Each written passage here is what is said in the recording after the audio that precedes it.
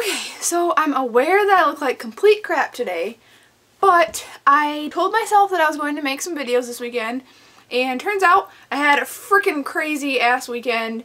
I woke up at 5 o'clock this morning, and I've been gone since then. It's now, I think, like 8:30. I was really wanting to do this video with more natural lighting, but alas, here I am with all of this artificial lighting and crap. Anyways, so today I am doing a new book review on the book Grey that I said I was going to read in one of my vlog videos. I had just got this about a week ago, and it turns out that it didn't take me all break to read. I actually read it within 24 hours of starting it. So he actually begins the book by saying, let's start this at the end. So it took me a little bit to adjust to that, especially when he switched over to the beginning or start of the whole story.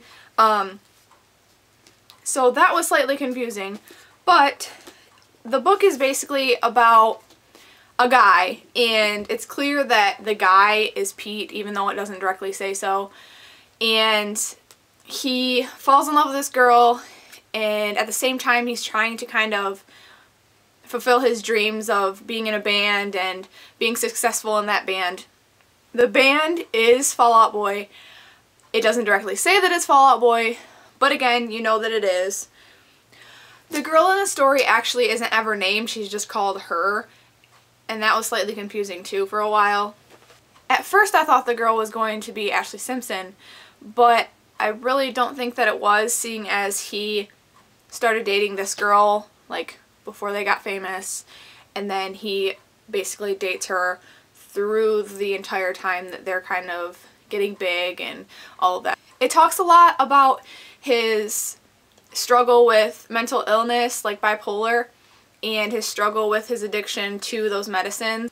For me, it was kind of rough because he constantly went back and forth to this girl who was kind of the main focus in the book, and I wanted more of the focus to be on the band. Obviously the book has a lot to do with his struggle with mental illness, and I understand that's like something he really wanted to focus on, but I wish that there had been less focus on the girlfriend and more so on the band. There is a character named the Disaster who I personally think is Dirty, who is one of their tour managers or personal band mascots, I guess that he calls him. He's a really hilarious guy.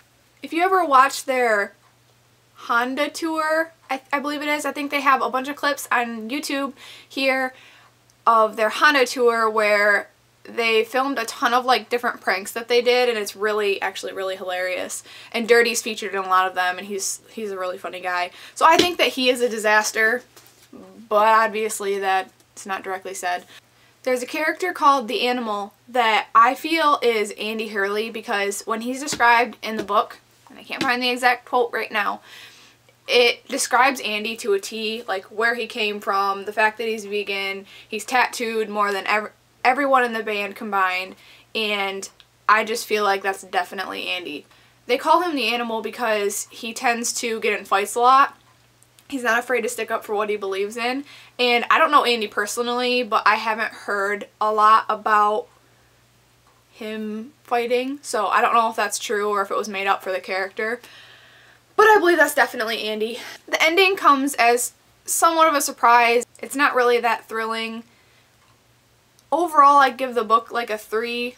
I will go ahead and link my Goodreads page to this channel because I put up reviews on there as well for every book that I read, and I think that's really important, and I have all the books that I've ever read on that website.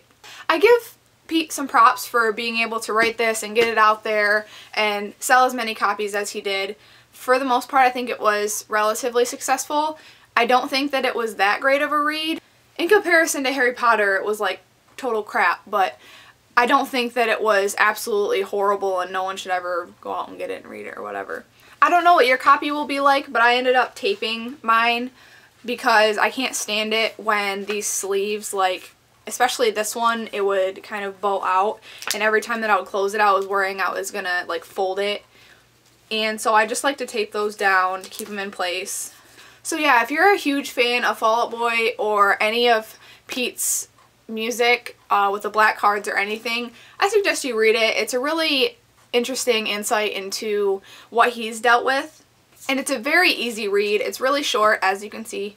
Yeah, I think that's all I have for you guys today. Hopefully I can finish The Fellowship of the Ring soon so I can get a review up on that. But right now it's coming along quite slowly. I am going back to school off of spring break tomorrow, so I don't know how soon I'll have it done, but hopefully not too long. Until then, I will see you guys later. Bye. I do know for a fact. I guess I don't know for a fact. Aw, crap. What was his name? Where is it? Andy. Oh, whatever. Okay. Pete Wentz.